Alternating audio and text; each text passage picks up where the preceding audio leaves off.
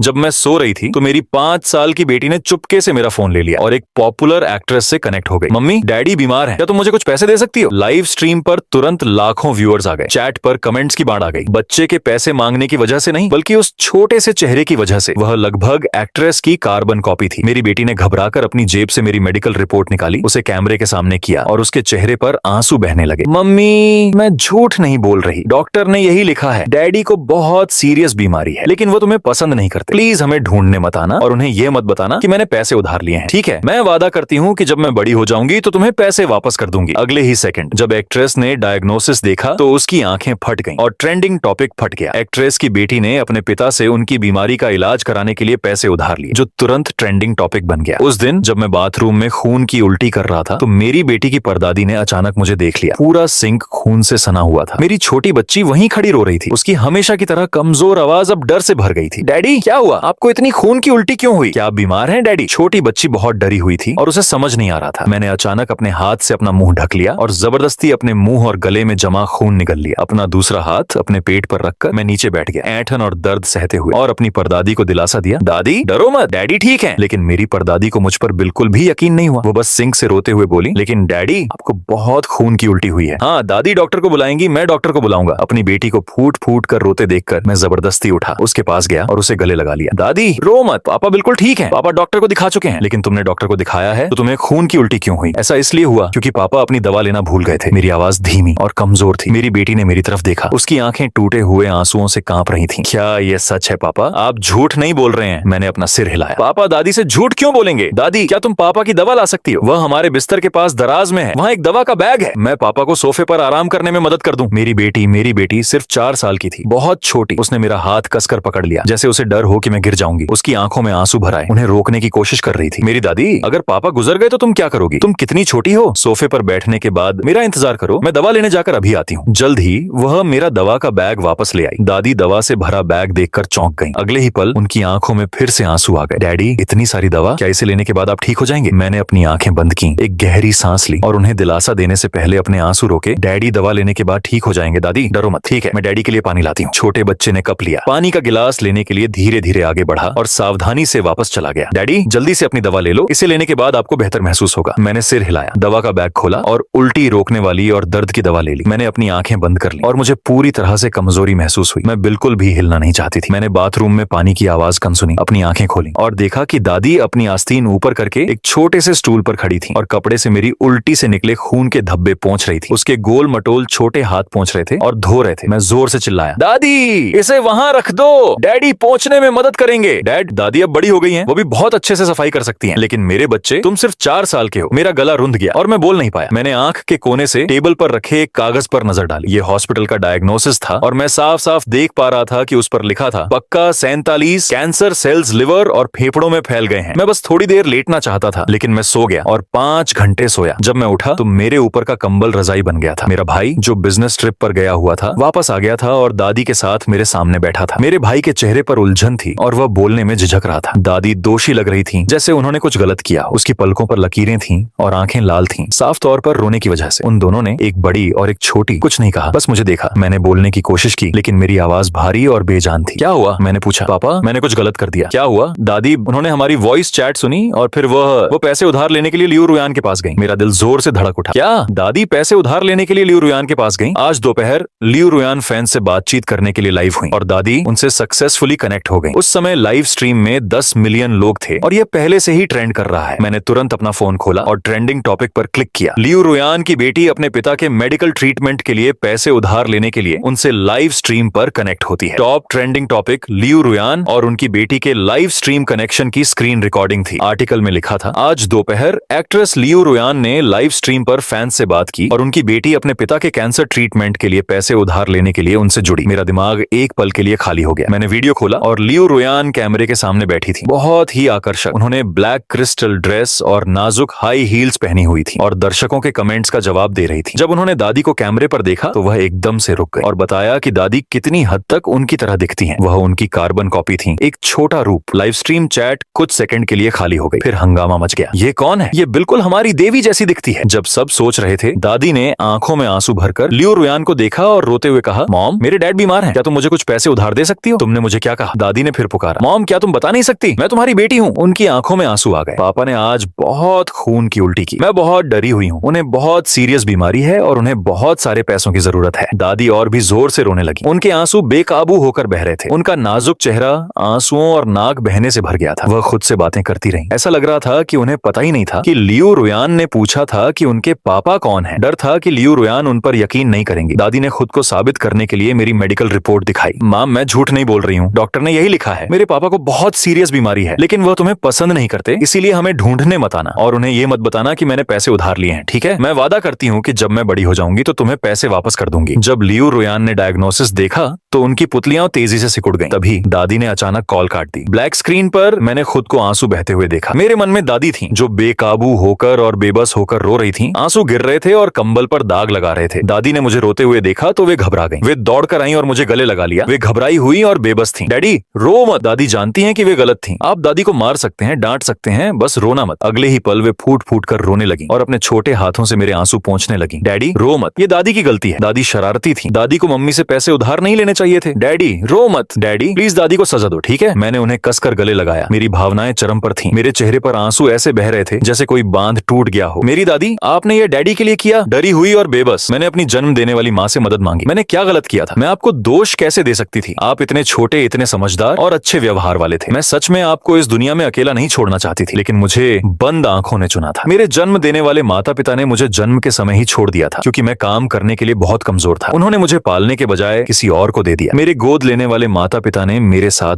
बहुत अच्छा बर्ताव किया, मुझे अपने बच्चे की तरह पाला, मुझे एक प्यार करने वाले परिवार में बड़ा होने दिया। ऐसा लगता है कि किस्मत हमेशा मेरे साथ मजाक करती है। ऐसा लगता है कि वह मुझे खुश नहीं देख सकती। बदकिस्मती ने मेरी प्यारी माँ को मुझसे छीन लिया, मुझे 8 साल का और मेरे कमजोर और बीमार पिता को छोड़ दिया। हम गुजारे के लिए एक दूसरे पर निर्भर थे और हमारे दिन काफी खुश थे। कॉलेज एंट्रेंस एग्जाम के बाद मुझे एक जानी मानी यूनिवर्सिटी से बहुत अच्छे ग्रेड के साथ एडमिशन लेटर मिला। मैं अपने पिता को घर पर अकेला नहीं छोड़ना चाहता था। मैं चाहता था कि मेरे पिता मेरे साथ आए। मेरे पिता मान गए, लेकिन उसी दिन बदकिस्मती ने फिर से दस्तक दी। बंद आंखों ने मेरे पिता को चुना। मैं रोया और भगवान से विनती की कि मेरे पिता को मुझसे दूर न करें, मेरे परिवार के इकलौते सदस्य को मुझसे दूर न करें। लेकिन इस मामले में भगवान का कोई दखल नहीं था। मेरे पिता बीमारी की वजह से चले गए। जिस दिन उनकी मौत हुई उस दिन हमारे अपार्टमेंट की बिल्डिंग में आग लग गई और आग मेरे घर तक फैल गई। मेरा बचा हुआ इकलौता घर भी चला गया और मेरा कॉलेज का एक्सेप्टेंस लेटर भी जल गया। उस दिन के बाद अकेलापन मेरा हमेशा का साथी बन गया। बाद में मैं लियू रुयान से मिली और उनसे बेकाबू होकर प्यार करने लगी। मुझे लगा कि आखिरकार इस दुनिया में कोई मुझसे प्यार करता है। मुझे लगा कि मुझे खुशियों की सौगात मिली है। लेकिन बाद में मुझे एहसास हुआ कि यह खुशी नहीं बल्कि बदकिस्मती थी जो मुझ पर फिर से आ गिरी थी। नाई नाई ने अचानक कॉल काट दी क्योंकि उसका भाई चेन जी वापस आ गया था। चेन जी ने बताया कि डायग्नोसिस रिपोर्ट में घर का पूरा पता और फोन नंबर था। नाई नाई के हाथ में एक पत्थर था जिससे घर का पता तो ब्लॉक हो गया लेकिन फोन नंबर नहीं। कॉल खत्म होने के बाद मेरा फोन अलग अलग नंबरों से बजता रहा, इसलिए उसने जल्दी से सिम कार्ड निकाल दिया और अकाउंट को प्राइवेट मैसेज एक्सेप्ट न करने के लिए सेट कर दिया। मुझे जगाने की हिम्मत न होने पर वह सोफे पर बैठकर मेरे जागने का इंतजार करने लगी। तभी दरवाजे की घंटी बजी और उसके भाई ने आवाज लगाई। नाना दरवाजा खोलने गई। ये तुम्हारी गॉड मदर है। नाना तुरंत अपने छोटे पैरों से दरवाजे की तरफ भागी। 2 सेकंड बाद मैंने नाना को हैरानी से पूछते सुना, कैसे हो? तुम्हें ये जगह कैसे मिली? मैं बाथरूम से बाहर आया और इधर उधर देखा। मैंने लियू रुयान को देखा जिससे मैं 5 साल से प्यार करता था। जैसे ही हमारी नजरें मिली मेरा दिमाग एक पल के लिए खाली हो गया। जब मुझे होश आया तो लियू रुयान ने मुझे कसकर गले लगा लिया था जैसे उसे डर हो कि मैं भाग जाऊंगा। यूरो, क्या तुम्हें पता है कि मैं तुम्हें 5 साल से ढूंढे रही हूँ? तुम क्या सोच रहे थे? अगर तुम्हारे पास पैसे नहीं थे और तुम गुजारा नहीं कर सकते थे तो तुम मुझे फोन कर सकते थे। तुम अपनी बेटी को नकली मेडिकल रिकॉर्ड के साथ मेरे पास कैसे आने दे सकते थे? मैंने शी यू की एक्स लवर को धक्का दिया और उससे रूखेपन से पूछा, तो तुम्हें लगता है कि मेरे पास पैसे नहीं है और मैं गुजारा नहीं कर सकता, इसलिए तुमने जानबूझकर अपनी बच्ची को नकली मेडिकल रिकॉर्ड के साथ पैसे मांगने के लिए अपने पास आने दिया। लियू रुयान अपने एजेंट के साथ आई। उसे मेरे बारे में तब पता था जब मेरा लियू रुयान के साथ अफेयर चल रहा था। उसने मुझे कभी ठीक से नहीं देखा जब तक यह पता नहीं चला कि मैं लियू रुयान का आराम करने वाला आदमी हूँ। मेरे सवाल सुनकर उसने सीधे सीधे जवाब दिया, तुम अब बिल्कुल ठीक खड़े हो। तुम्हें कैंसर जैसा बिल्कुल नहीं लग रहा। तुम्हारे पास सिर्फ हाई स्कूल डिप्लोमा है, कोई स्किल नहीं। तुम जरूर कंगाल हो और रुयान से कुछ पैसे ठगने के लिए बच्चे का इस्तेमाल करने की कोशिश कर रहे हो और बात को और खराब करने के लिए तुमने जानबूझकर बच्चे से उसके लाइव स्ट्रीम के दौरान रुयान से कांटेक्ट करवाया, साफ तौर पर बाहरी दुनिया को उसके होने का पता चलने के लिए, और उम्मीद थी कि पब्लिक प्रेशर का इस्तेमाल करके रुयान के पास वापस आ जाओगे। लियू रुयान ने अपने मैनेजर की बात नहीं मानी और मुझे फिर से प्यार से गले लगाते हुए कहा, आह युआन, तुम्हें ऐसा करने की जरूरत नहीं थी। मैं तुम्हें हमेशा से ढूंढ रही थी, तुम्हारे मेरे पास वापस आने का इंतजार कर रही थी। फैंग युआन, तुम जीत गए। मैं तुमसे सच में प्यार करती करती हूँ, मैं तुमसे सच में प्यार करती हूँ। मैंने मजाक उड़ाया। उसने एक बार कहा था कि वह मुझसे सच में प्यार करता है, एक से ज्यादा बार। मुझे उस पर सच में यकीन था, लेकिन बाद में मुझे गलती से पता चला, मुझे उसके फोन में राज पता चले तो पता चला कि वह मुझसे प्यार नहीं करता था। उसके प्यार भरे शब्द बस मुझे फंसाने का एक तरीका थे, अपनी प्रेमिका के लिए, अपनी चाहत के लिए मुझे एक जरिया, अपनी इच्छाओं को कम करने का एक जरिया बनाना। अपने पिता को उनकी बीमारी से बचाने के लिए मैंने रिश्तेदारों से बहुत सारे पैसे उधार लिए। मेरे पिता के गुजर जाने के बाद मैंने कर्ज चुकाने के लिए काम करना शुरू कर दिया। यह मेरी माँ की मौत के बाद दूसरा साल था। खाना डिलीवर करते समय मेरा सामना एक अजीब कस्टमर से हुआ जिसने मेरे खाने पर शर्त लगाई और मेरे कमीशन से 500 युआन काट लिए। यह वह कमीशन था जो मैंने 3 दिनों तक दिन में 10 घंटे से ज्यादा काम करने के बाद कमाया था। मेरे पिता की मौत के बाद से मैं बेपरवाह हो गया था, लेकिन उस दिन मैं आखिरकार टूट गया। मैं पार्क में रुका और अपनी इमेज को नजरअंदाज करते हुए फूट फूट कर रोया। आसपास बहुत से लोग थे, लेकिन किसी ने मुझे दिलासा नहीं दिया। इसके बजाय बड़े लोगों ने मुझे शोर मचाने के लिए डांटा और कहीं और जाकर रोने को कहा। सिर्फ एक लड़की, उसने मुझे गले लगाया, धीरे से मेरी पीठ थपथपाई और पूछा कि मैं इतना जोर से क्यों रो रहा हूँ। क्या हुआ?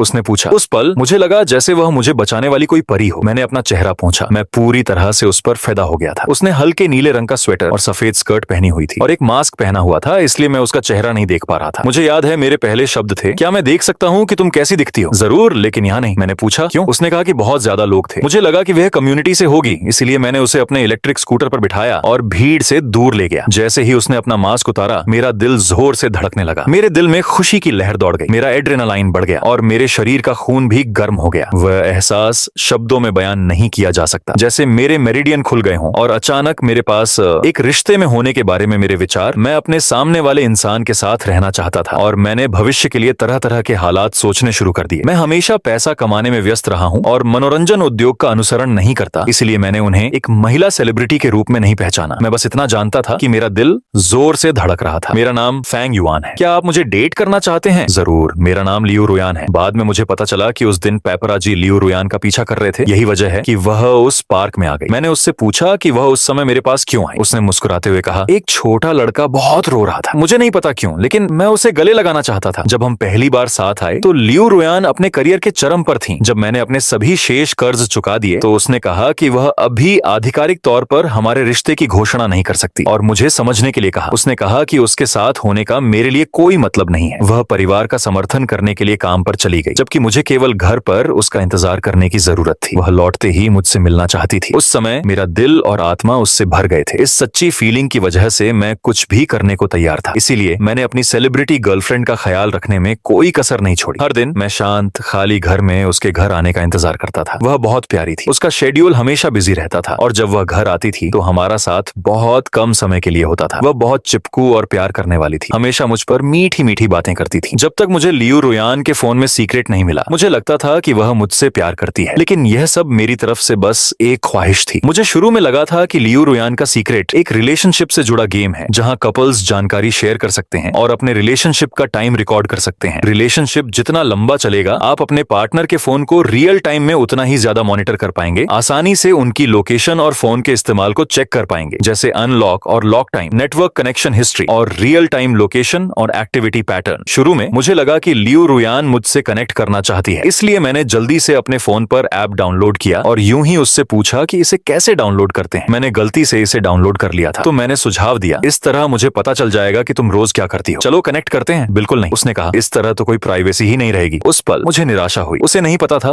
कि मैं कितना परेशान था। बाद में मुझे एहसास हुआ कि वह मुझसे कनेक्ट नहीं होना चाहती थी, इसलिए नहीं कि उसे प्राइवेसी का डर था, बल्कि इसलिए कि उसे डर था कि मुझे उसकी प्राइवेसी पता चल जाएगी। 5 साल बाद मिंगजिंग को तुम्हारे सपोर्ट की जरूरत है। मिंगजिंग में तुम्हारा स्वागत है। मुझे अभी भी याद है कि मैंने उसके फोन पर क्या देखा था। एक अजीब सा जुनून, किसी दूसरे आदमी के लिए उसका बहुत ज्यादा प्यार, एक चाहत जो लगभग सच हो गई और स्क्रीन पर फूट पड़ी। चैट हिस्ट्री में हजारों मैसेज, हर एक प्यार से भरा था, हर एक में मेरा जिक्र था, लेकिन हर एक ने कहा कि वह मुझसे प्यार नहीं करती। 1 सितंबर 2019 मैं एक लड़के से मिली जो तुम्हारे जैसा दिखता था। उसने पूछा कि क्या मैं उसे डेट करना चाहती हूँ। मैं मान गई। अचेंग, तुम्हें पता होगा कि मैं तुमसे कितना प्यार करती थी, इसीलिए तुमने उसे मेरे पास भेजा। जिस दिन हम मिले, मुझे लगा कि यह पहली नजर का प्यार है। मुझे लगा कि स्वर्ग में मेरे पापा ने देखा कि मैं कितना परेशान हूँ, इसीलिए उन्होंने लियू रुयान को मेरे पास आने और मुझे ठीक करने का इंतजाम किया। 26 सितंबर 2019 अचेंग, मुझे तुम्हारी बहुत याद आती है। वह सच में तुम्हें याद करता है। उसने कहा कि वह मुझे पसंद करता है। मैंने अब से उससे अच्छे से प्यार करने का फैसला किया और उस दिन मैंने उसे पहले किस किया, उसे बताया कि मैं उसे बहुत पसंद करती हूँ और उसे पूछा कि क्या वह मुझे थोड़ा भी पसंद करता है। उसने हाँ कहा। कहा, 10 अक्टूबर 2019 अचेंग, आज तुम्हारी मौत की सालगिरह है, लेकिन मैं अब उसके साथ हूँ। वह न सिर्फ तुम्हारे जैसा दिखता है बल्कि उसकी आदतें भी वैसी ही हैं। जिस दिन मैंने खाना बनाने की पहल की उसने मुझे तुम्हारी और भी याद दिला दी। उस दिन हमने पागलों की तरह खाना बनाया। आखिर में मैं इतनी थक गई थी कि मैं स्पैचुला भी नहीं उठा पा रही थी। अगले दिन मेरे पूरे शरीर में दर्द हो रहा था। उसने मेरी पीठ और पैरों की मालिश की और दलिया बनाने में मेरी मदद की। 30 नवंबर 2019 अशेंग, तुम कितने बेरहम हो। तुमने मुझे ऐसे ही छोड़ दिया। अशेंग, चिंता मत करो, मैंने अपनी कसम नहीं तोड़ी है। मैं इस जिंदगी में सिर्फ तुमसे प्यार करूंगी, सिर्फ तभी जब मुझे सच में तुम्हारी याद आएगी। तो वह वफादारी को ऐसे बताता है। 2 दिसंबर 2019 अशेंग, मैं अब और खुद को रोक नहीं सकी। मैं वापस गई और उससे मेरे साथ लुका छिपी खेलने को कहा। मैंने उसे फिर से थका दिया, लेकिन मुझे उस पर बिल्कुल भी तरस नहीं आ रहा, क्योंकि मैं उससे प्यार नहीं करती। वह मैं तुमसे प्यार करता हूँ। जिस दिन वह वापस आया वह मुझे दीवार से सटाने का इंतजार नहीं कर सका। उसने कहा कि उसे मेरी इतनी याद आई कि वह खुद को कंट्रोल नहीं कर सका। तो उस दिन वह एक औरत की तरह था। 9 मार्च 2020 अशेंग, मैंने हमेशा उसे तुम्हारा माना है। मैंने हमेशा तुमसे प्यार किया है। 1 जून 2020 अचेंग, हैप्पी चिल्ड्रंस डे। अचेंग, जब मैं उसके साथ था तो मैं सिर्फ तुम्हारे बारे में सोचता था। मैंने उससे तुम्हारा सारा कर्ज चुकाया। बाद में मुझे लगा जैसे कोई मेरा पीछा कर रहा है। मैं कांप रहा था। मुझे बिल्कुल समझ नहीं आ रहा था कि आगे कैसे पढूं। पेड़ पर ध्यान से लिखे शब्दों में 2 शब्द भरे गए, सब्स्टिट्यूट। मैं उस आदमी का सब्स्टिट्यूट थी जिससे वह प्यार करती थी। कितना अजीब है, जिस औरत से मैं 5 साल तक प्यार करती थी वह कहती रही कि वह मुझसे प्यार करती है, लेकिन असल में उसने मेरे साथ किसी दूसरे आदमी जैसा बर्ताव किया। प्यार के वो काम सिर्फ इसलिए थे क्योंकि उसका अपने प्यार के लिए प्यार चरम पर पहुंच गया था और दवा ने काम कर दिया था। इसीलिए उसने मुझे आकर उसे ले जाने के लिए कहा। इससे भी ज्यादा मजेदार बात यह थी कि मैंने खुद को 5 साल के लिए बंद कर लिया था। समाज से पूरी तरह कट गया था। मेरी दुनिया सिर्फ लियू रोयान की थी। हालांकि मुझे साफ पता था कि मुझे चले जाना चाहिए, मुझे इस औरत को छोड़ देना चाहिए, लेकिन उसके लिए मेरी गहरी भावनाओं ने मुझे उनसे पूरी तरह नाता तोड़ने से रोक दिया। उस दौरान मैं अक्सर अपना आपा खो देता था, जिससे लियू रोयान को गुस्सा आता था। मैंने काम छोड़ दिया और उसके साथ घर पर रहा ताकि उसके सो जाने के बाद मैं उसकी चैट हिस्ट्री देख सकूं। सबसे दर्दनाक चीज चाकू से कटना है। हर कट पिछले कट से ज्यादा दर्दनाक होता है, गहरा और गहरा, क्योंकि मुझे पता है कि सिर्फ बहुत ज्यादा दर्द ही मुझे होश में ला सकता है। हजारों मैसेज मैंने उन्हें देखा, हंसते हुए उन्हें सबूत के तौर पर रखा। जिन दिनों में अक्सर लियू रोयान का फोन चेक करता था वह मरे हुए अचेंग को बार बार मैसेज करने लगी। मैंने तुमसे किया वादा तोड़ दिया, मुझे उससे प्यार हो गया है। वो तुम्हारा सब्स्टिट्यूट नहीं है, वो फैंग युआन है, मेरा आदमी। अचेंग, मुझे दोष मत दो, मुझे उससे सच में प्यार हो गया है। इससे पहले कि मुझे यह पता चलता वह अभी भी जिससे वह प्यार करती थी उसके लिए अपनी चाहत जाहिर कर रही थी। उसने असल में उसे बताना शुरू कर दिया था, लेकिन जब मुझे पता चला तो उसे मुझसे प्यार हो गया। क्या यह अजीब है? क्या यह मजेदार नहीं है? उसे मुझसे प्यार नहीं हुआ, उसे बस पता चला कि मैंने उसका राज देख लिया है। वह खुद को छोड़ने से रोकने के लिए कहती थी कि वह मुझसे प्यार करती है, यह सोचकर कि मैं उससे पागलों की तरह प्यार करता हूँ, कि वह उसके बिना नहीं रह सकती। यह सोचकर कि जब तक वह कहती रहेगी कि वह मुझसे प्यार करती है मैं उस पर विश्वास करूंगा और उसके साथ रहूंगा। तो उस रात उसने कॉन्फिडेंस से सोने का नाटक नहीं किया, बल्कि अपना गाल मेरी पीठ से सटा दिया। उसकी आवाज नरम थी, हनी मत देखो, अभी मैं तुमसे प्यार करती हूँ। मैंने उसे जबरदस्ती दूर धकेल दिया, जिससे उसकी असली फीलिंग्स और दिखावटी झूठ सबके सामने आ गए और उसने बस नाटक करना बंद कर दिया। हंसते हुए कहा, फैंग युआन, तुम मुझसे बहुत प्यार करते हो, क्या तुम्हारी हिम्मत है मुझसे ब्रेकअप करने की? मेरी हिम्मत है लियू रोयान, हम खत्म हो गए, अब मेरे घर से निकल जाओ। तुम्हें मेरे खरीदे हुए कुछ भी लेने की इजाजत नहीं है। मैंने लियू रोयान को फिर से दूर धकेल दिया, उसे ठंडे और बेपरवाही से देखते हुए। लियू रोयान, तुम्हारा प्यार घिनौना है, ये घिनौना है, कितना इंटरेस्टिंग है, तुम नाटक भी कर रही हो। तुमने यह स्टंट सिर्फ सबको अपने और बच्चे के बारे में बताने के लिए किया है ताकि रोयान तुम्हारे पास वापस साथ आने के लिए आए, है ना? लियू रोयान ने भी ऐसा ही सोचा। वह आगे बढ़ी, फिर से मेरी कलाई छूने के लिए हाथ बढ़ाया। उसकी आवाज में हमेशा की तरह कॉन्फिडेंट और नरमी थी, जैसे हमारे बीच 5 साल का अनबन कभी था ही नहीं। जब हम फैंग युआन पहुंचे तो तुमने चुपके से हमारी बच्ची को ले लिया और 5 साल की होने तक अकेले ही उसे पाला। क्या तुम अब भी मुझसे प्यार नहीं करती? जेंग ने। ये शब्द एक नाजुक सुई की तरह थे जो मेरे पहले से ही छलनी दिल में चुभ रहे थे। मैं जोर से हंसे बिना नहीं रह सका। एक ऐसी हंसी जो जबरदस्त ठंड और मजाक से भरी थी, जिससे मेरे पेट का दर्द और भी बढ़ गया। लियू रोयान, नाटक करना बंद करो। मैंने निराशा से उसकी तरफ देखा। मेरी नजरें सर्दियों की बर्फ की तरह ठंडी थी। हर शब्द उसके चेहरे पर लग रहा था। क्या तुम भूल गई हो कि जब हमारा ब्रेकअप हुआ था तो तुमने मुझे दफा हो जाने के लिए कहा था? तुमने जो कुछ भी खरीदा था वह सब कह दिया था, कुछ भी मत लेना। मैंने सिर्फ अपना आईडी कार्ड लिया और बिना पीछे देखे तुम्हारे घर से निकल गया। तुमसे सारा कांटेक्ट काट दिया। मुझे कैसे पता चलता कि तुम प्रेग्नेंट हो और मुझे हमारी बेटी को ले जाने का मौका कैसे मिलता? लियू रोयान का चेहरा तुरंत पीला पड़ गया। उसकी भौहें तन गईं जब वह अपनी एजेंट सिस्टर हुआ की ओर देखने लगी। मैंने सिस्टर हुआ को साफ साफ बताया था। वह बीच में ही अचानक रुक गई। सिस्टर हुआ के चेहरे का रंग उड़ गया। उसकी आंखें इधर उधर हो गईं। लियू रोयान की नजर से बचती हुई और मेरी नजर से भी बचती हुई उसे इस तरह देखकर मैं आखिरकार मुस्कुराई, लेकिन यह मुस्कान आंसुओं से ज्यादा दर्दनाक थी। अब तक तुमने अपनी अच्छी पुरानी सच बताओ, मैंने सिस्टर हुआ की ओर देखते हुए कहा। मेरी आवाज बहुत ज्यादा थकान से भरी हुई थी। 5 साल पहले तुम अपनी नई जन्मी दादी को लेकर मेरे पास आई थी। तुमने क्या कहा? तुमने कहा कि यह लियो रोयान से मेरा बच्चा है। उसने इस बच्चे को जन्म देने के लिए अपनी जान जोखिम में डाली। अब अपने करियर के अहम मोड़ पर वह यह नहीं बता सकती थी। वह मेरी परवाह करती थी और बच्चे को किसी बाहरी व्यक्ति को नहीं दे सकती थी। उसने उसे मुझे सौंप दिया, यह कहते हुए कि जब वह काफी पैसे कमा लेगी तो वह हम पिता और बेटी से मिलने वापस आएगी। तुमने यह भी कहा कि उसके लौटने से पहले मैं उससे बिल्कुल संपर्क नहीं कर सकती, बच्चे के होने के बारे में किसी को नहीं बता सकती, नहीं तो यह उसे और बच्चे को बर्बाद कर देगा। लेकिन सच क्या है लियो रोयान, तुम्हारा शरीर स्टील मिरर एंटरटेनमेंट ने पहले ही बर्बाद कर दिया था। तुम्हें डर है